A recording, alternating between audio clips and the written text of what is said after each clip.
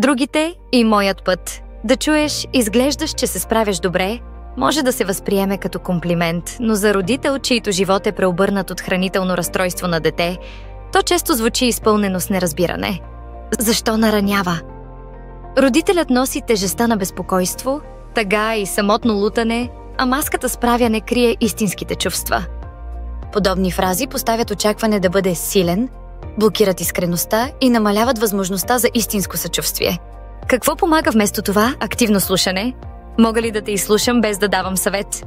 Признаване на трудността. Знам, че това е трудно. Тук съм за теб. Конкретни жестове. Искаш ли да отидем на разходка за малко спокойствие? Групи за съпричастие. Срещи с други родители, които разбират какво е преживяно. Ключът.